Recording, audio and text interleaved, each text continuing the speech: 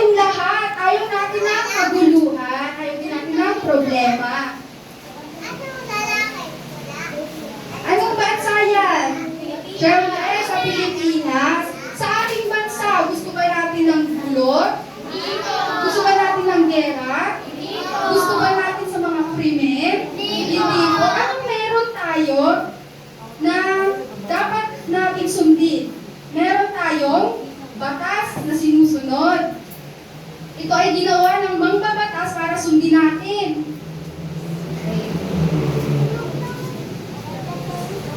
Yan. Ang mga pulis pala yung sila yung nagpapatupad ng ating batas. Pag hindi ka sumunod sa batas, ikaw ay makukulong.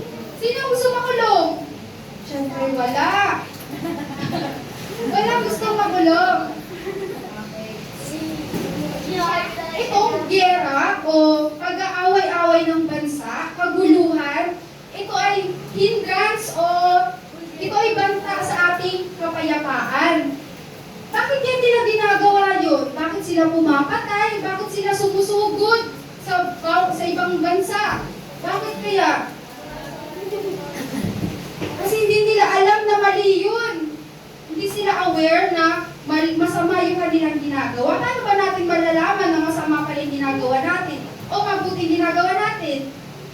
Paano natin masasabi na tama o mali yung ginagawa natin? Basihan natin yung ating Bible. Kaya nga tayo nandito para matutunan natin ang mga tama at mali at kung ano lamang ang kaya-aya sa ating Panginoon. Ano yan? Sino nakakaalam sa picture? Ayan, very good. May 10 utos ng Diyos. Bakit yan? Ano kaya yan? Plywood ba yan? Ano? Bato. Isinulat niya ni Jesus sa bato. Bakit niya sa bato? Bakit hindi sa papel? Para mabasa ng lahat. Para hindi mabubura. Para hindi mabubura. Ang bato, di ba? Matibay. Hindi nasisira. Nadidissolve ba ang bato? Hindi. Panghabang buhay ang bato. Ayan.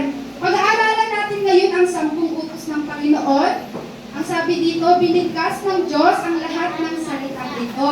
Sinasabi, ako ang Panginoong mong Diyos na naglabas sa iyo sa lupain ng Ehipto mula sa bahay ng pagkaalipin.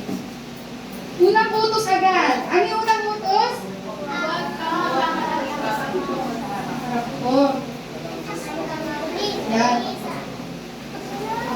Sabi ng Panginoon ay huwag kang magkakaroon ng ibang Diyos sa harap niya. Ay, paano ko nakatalikod? Hindi pwede kasi nakikita tayo ng Panginoon saan man tayo pumunta. Susunod ito, pangalawang utos, huwag mo silang yuyukuran o paglingkuran man sila sapagkat akong Panginoon kong Diyos ay Diyos na mapanibugbuin na aking pinangugustahan ang mga anak dahil sa kasamaan ng mga magulang. Ang sabi dito, huwag niyo raw yuyukuran o sasambahin ng mga Diyos-Diyosan. Ang halimbawa nito ay mga ribulto. Ang mga ribulto ay gawa lang ng mga tao. Ito ay halimbawa ay gawa sa kahoy o gawa sa bato. Ang kahoy ba, ang bato ba ay may tenga? Wala po. Meron bang bibig? Wala po, wala rin puso. Kaya pag tayo ay nagsalita o nag-face sa isang ribulto, maririnig ba tayo? Hindi po. Ang sabi dito, ang Diyos ay mapanibugbuin. Ang po ba mapanibugbuin? Ang Panginoon ba ay seloso? Ang sabi nila, pagkaselos ay isang kasalanan. Pero ang Panginoon ay hindi seloso. Ang ibig sabihin pa ng seloso ay yung parang naiinggit ka sa isang bagay na wala ka. Ang Panginoon, dapat siyang sambahin. Siya lamang ang kailangan natin sambahin. Nag-iisa lamang siya sa ating paglilingkuran. At valid yung mararamdaman ng Panginoon kapag may sinamba kang ibang tao. Ngunit pinagpapakitaan ko ng wagas na pag-ibig ang libu-libong umiibig sa akin at tinutupad ng aking mga utos. Kapag ikaw ay sumusunod sa sa kautusan ng Panginoon, ikaw ay makapagpalain. Mararamdaman mo ang pag-ibig ng Panginoon, hindi ka pababayaan. Ikatlong utos, huwag mong babanggitin ang pangalan ng Panginoong mong Diyos sa walang kabuluhan sapagkat hindi mawawalang sala ng Panginoon ang sino man gumamit ng kanyang pangalan sa walang kabuluhan. Sino po dito yung mahilig sa expression na sinasama yung pangalan ni God o ni Jesus? Halimbawa, yung OMG, oh my God, ganon, bawal po yun. Walang kabuluhan po yung ating pagsasalita. Yung simpleng pagsabi na Diyos ko, ganon, bawal din po yung sabihin kasi po ang pangalan ni Jesus ay sagrado. Ito po ay banal. Ika-4 na utos, alalahanin mo ang araw ng Sabat upang ingatan itong banal. Sapagkat sa loob na 6 na araw ay ginawa ng Panginoon ang langit at lupa, ang dagat at lahat ng naroroon. Kaya binasbasan ng Panginoon ang araw ng Sabat at ginawa itong banal. Ayan. Ang sabi dito, ang ikapitong araw, kailan yung ikapitong araw? Sabat, o Sabado. Ang sabi dito, sa 6 na araw, ilan bang days sa isang linggo? 7. Ang 6 ay para sa iyo. Gawin mo na lahat ng gagawin mo. Assignment mo, activities mo. Pero sa kanyang araw, sa Sabbath day, dapat ay sa kanya lamang yung araw na yun. Ano dapat mong gawin?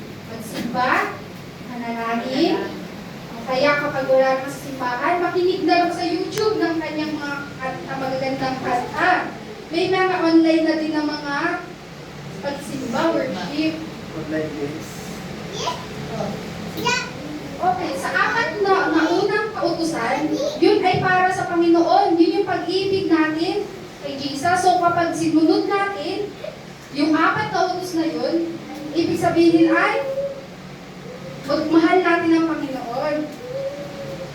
Ang ikalimang utos, igalang mo ang iyong ama at iyong anak at iyong ina upang ang iyong mga araw ay humaba sa lupa ay ibigay sa iyo ng Panginoon mong Diyos. Ano ang malinaw na sinabi dito? Igalang daw ang magulang. Sino dito sumasagot sa nanay? Kapag inuutusan? Sino ang nagagalit pa sa nanay? Or tatay? Ayun, masama daw yun. Maling gawain daw yun. Dapat ay humaba ang buhay. Dapat ay igalang ang magulang para humaba ang buhay. Dahil syempre, kapag hindi nyo binibigyan ng problema yung magulang nyo, mapupuno ng pagmamahalan ng bahay. May kapayapaan. Andun yung respeto sa mga magulang. Ika-6 na utos, huwag kang papatay.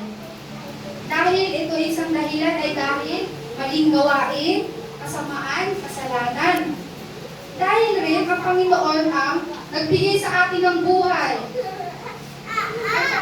At siya din ang may karapatan lang nabawiin yung buhay at hindi tayo mga tao. Ika-7, huwag kang mga malunya. Ano yung mga malunya? Ang pamamalunya ay makikiapid. Kayo mga bata pa kayo, hindi nyo pa ito alam. Pero pag kayo lumaki na, kapag may asawa na kayo, huwag kayong makikipagrelasyon sa may asawa na may asawa. At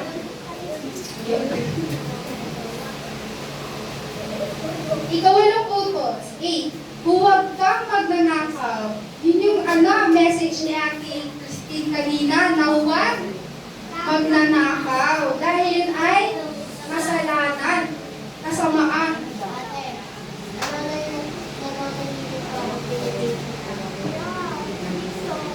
Okay. Ika-9 na utos, huwag kang magiging sinungaling na saksi laban sa iyong kapwa. Ngayon, uso-uso na yung mga marites.